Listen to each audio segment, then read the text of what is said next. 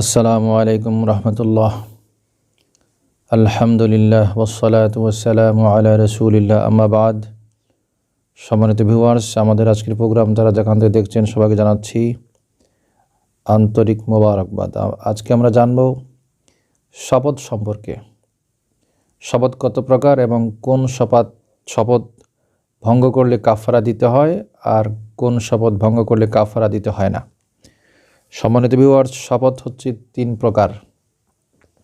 এ সম্পর্কে বাহারে শরীয়ত কিতাবের 9 নম্বর খণ্ডের 16 পৃষ্ঠার মধ্যে রয়েছে, আরেক জায়গায় 9 নম্বর খণ্ডের 22 পৃষ্ঠার মধ্যে রয়েছে। ঠিক তেমনিভাবে তাফসির মারিফুল কোরআনের সংক্ষিপ্ত যে তফসির সেটার 352 পৃষ্ঠার মধ্যে রয়েছে। আরও অন্যান্য তফসির বা ফিকহের কিতাবের মধ্যে রয়েছে। শপথ হচ্ছে 3 প্রকার। একটা হচ্ছে ইয়ামিনে গোমুস, যে শপথটা হচ্ছে মিথ্যা শপথ। উদাহরণস্বরূপ, যদি কোনো ব্যক্তি অতীত ঘটনা সম্পর্কে ইচ্ছাকৃতভাবে শপথ করে, ইসলামী শরীয়তের পরিভাষায় সেটাকে বলা হয় ইয়ামিনে গোমুস।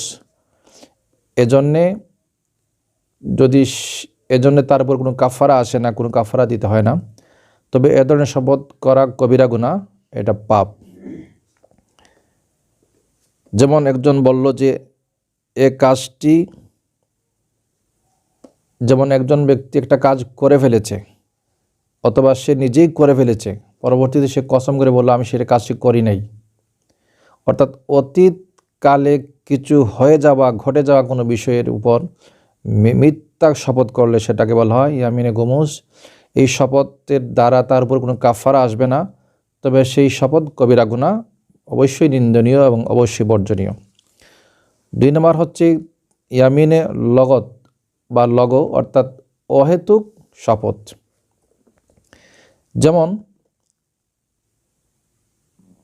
এই যে নিজ ধারণায় সত্য মনে করে কোনো অতীত ঘটনা সম্পর্কে শপথ করা, কিন্তু বাস্তবে তা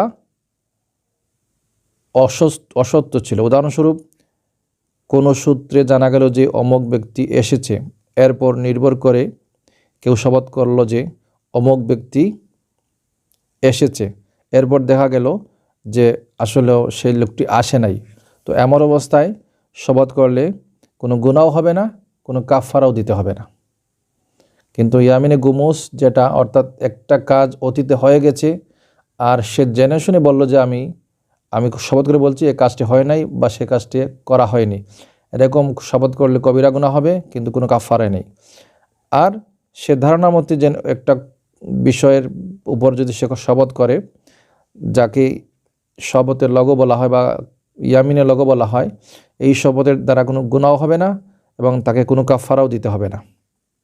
3 নম্বর হচ্ছে ইয়ামিনে মুনাকিদা। সেটা কিন্তু অন্যান্য শপথের চেয়ে একটু ব্যতিক্রম ধর্মী।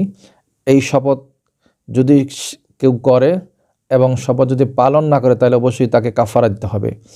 এই শপথ হচ্ছে যেমন কোনো ব্যক্তি ভবিষ্যতে কোনো কাজ করবে না বলে শপথ করলো। উদাহরণস্বরূপ, কেউ যদি বলে আমি আগামীকাল ভাত খাবো না, অথবা আমি আগামীকাল কসম করে বলছি আপনার সাথে কথা বলবো না, এরকম কোনো কথা আগামীকাল বা অর্থাৎ ভবিষ্যতে করা বা না করার যদি কোনো শপথ কেউ করে, আর যদি সেই শপথ ভঙ্গ করে, তাহলে তাকে কাফারা দিতে হবে, কিন্তু কোনো গুনাহ হবে না। কাফারা সেটা কি? সে কাফারা হচ্ছে, তার প্রথম অবস্থা হলো সে 10 জন মিসকিনকে দুবেলা খাওয়াবে। যদি কোনো মানুষ এমন শপথ করে যে উদাহরণস্বরূপ আমি আগামীকাল সিলেট যাব না, অথবা আগামীকাল আমি তোমার সাথে কথা বলবো না, সে কথাটা শপথ সহকারে বলে, কসম করে যদি বলে, আর সত্যিকার অর্থে যদি পরবর্তীতে দেখালো সে ব্যক্তি সিলেট গিয়েছে, অথবা যার সাথে কথা বলবো না বলেছিল কথা বলা শুরু করেছে, অথবা যে কাজটি করবে না বলেছিল যদি সে কাজটি করে ফেলে, তাহলে অবশ্যই তাকে কি করতে হবে? কাফারা দিতে হবে। কাফারা হচ্ছে কি? সে 10 জন মিসকিনকে দুবেলা ভাত খাওয়াতে হবে। উদাহরণস্বরূপ, একবেলা যদি আমরা 100 টাকা ধরি, তাইলে যদি সে ভাত খাওয়াতে না পারে, তাহলে 200 টাকা একজন মিসকিনকে দিতে হবে, 10 জনকে 200 টাকা করে 10 জন মিসকিনকে 200 টাকা করে দিতে হবে। তারা নিজ দায়িত্বে সেই টাকা দিয়ে আহার সংগ্রহ করে খেয়ে ফেলবে। যদি সেক্ষেত্রে সক্ষম হয় তাহলে 10 জন মিসকিনকে 70 টাকা পরিমাণ কাপড় দান দিতে হবে, অর্থাৎ হয় একটা পাঞ্জাবি অথবা একটা গেঞ্জি, পাশাপাশি একটা লুঙ্গি। যদি কোনো মানুষ শপথ ভঙ্গ করে, কিন্তু আমাদের দেশে এমন অভ্যাস আমাদের আছে, আমরা কত শপথ করি, কসম করে বলি কসম আমি কাজ করব না, কসম করলাম আমি ওখানে যাব না, কিন্তু পরবর্তী দেখা গেছে সে যা করেছিল বা সে যা বলেছিল তার ব্যতিক্রম হয়ে গিয়েছে। এক্ষেত্রে তাকে অবশ্যই কাফারা দিতে হবে। যদি কাফারা না দেয় তাহলে গুনাহ হবে। তো প্রথম কাফারা হচ্ছে 10 জন মিসকিনকে খাওয়াবে দুবেলা। যদি সেক্ষেত্রে সে অক্ষম বা সেটা যদি তার পক্ষে সম্ভব না হয় তাহলে সে 10 জন মিসকিনকে এক জোড়া কাপড় দান করবে। উদাহরণস্বরূপ একটা শার্ট অথবা গেঞ্জি অথবা পাঞ্জাবি, পাশাপাশি একটা লুঙ্গি অথবা সালোয়ার দিতে হবে। যদি সেটাও সে না পারে তাহলে সে কী করতে হবে? একজন দাস মুখ স্বাধীন করে দিতে হবে। কিন্তু আমাদের দেশে তো দাস প্রথা নেই, দাস খুঁজে পাওয়া যাবে না। তাহলে তাকে অবশ্যই 2টি পন্থার একটি করতে হবে। হয় সে 10 জনকে খাওয়াবে, আর না হয় 10 জনকে খাওয়াতে না পারলে দুবেলা খাওয়ার টাকা দান করবে, অথবা এক সদকাতুল ফিতির পরিমাণ সম্পদ মিসকিনকে দিতে হবে। যদি সেক্ষেত্রে সে অক্ষম হয় তাহলে 10 জন মিসকিনকে সে অবশ্যই কাপড় দান করতে হবে, যে কাপড় তারা পরিধান করবে। সম্মানিত ভিউয়ার্স, তারপরে আরেকটি অপশন তার আছে। যদি সে এই সমস্ত কাজে কোনো একটু করতে না পারে তাহলে তার জন্যে লাগাতার 3 দিন রোজা পালন করতে হবে। সে 10 জনকে খাওয়াতে পারলো না, টাকাও দিতে পারলো না, কাপড়ও দিতে পারলো না, দাস স্বাধীন করতেও পারলো না, কিন্তু তার সে শপথ বা কসমটা ভঙ্গ হয়ে যাওয়ার কারণে সে 3 দিন লাগাতার রোজা পালন করতে হবে। যদি সে এটাও না করে তাহলে সে অবশ্যই আল্লাহর কাছে গুনেহগার হবে। সম্মানিত ভিউয়ার্স, আমাদেরকে সতর্ক থাকতে হবে। আমাদের সমাজে এমন অভ্যাস রয়েছে, আমরা অনেক সময় বিনা প্রয়োজনে এমনিতে শপথ করে বসি। যেমন বলে থাকি, আমি কালকে অবশ্যই কসম করে বলছি যাব না, আমি কসম করে বলছি তোমার সাথে দেখা করব না, অথবা তুমি আসলেও আমি তোমাকে কিছু করব না। কিন্তু আমরা এরকম শপথ করার পরে তার ব্যতিক্রম করে ফেলি। যদি আমাদের পক্ষ থেকে এরকম ব্যতিক্রম হয়ে যায় তাহলে আমাদের কাফারা দিতে হবে। কাফারা না দিলে আমাদের জন্য কবিরা গুনাহ হবে।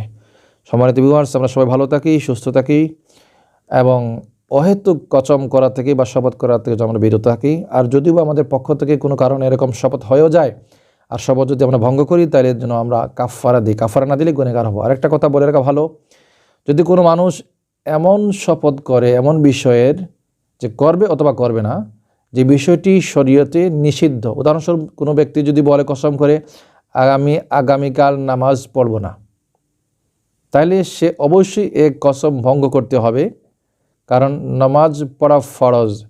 সে কসম করে নামাজ পড়বে না বললে নামাজ তার জন্যে মওকুফ হবে না, তাকে কসম ভঙ্গ করতে হবে এবং কাফারাও দিতে হবে। অবশ্যই এরকম কসম হয়তো অনেকেই করে না, কিন্তু আমাদের দেশে কিছু না জানা লোক অনেক সময় কোনো কারণে বিরক্ত হয়, বলতে পারে না আমি রোজা রাখবো না, কসম করে বলছি, অথবা বলবে না আমি কসম করে বলছি নামাজ পড়বো না। নামাজ পড়ার কারণেও দেখছি আমার কোনো বিপদ বা মুসিবত দূর হচ্ছে না, আল্লাহ তাআলা আমাকে আরও বিপদে বেশি করে ফেলতেছেন। আল্লাহ হেদায়েত করুক। এরকম বলা ঠিক নয়। আর যদি বা এরকম কেউ বলে ফেলে কোনো নাজায়েজ কাজের শপথ করলে অবশ্যই সে কসমকে ভঙ্গ করবে, পাশাপাশি কাফারাও দান করবে। ঠিক আছে, আজকে এ পর্যন্তই। আপনারা সবাই ভালো থাকুন। আসসালামু আলাইকুম রাহমাতুল্লাহ।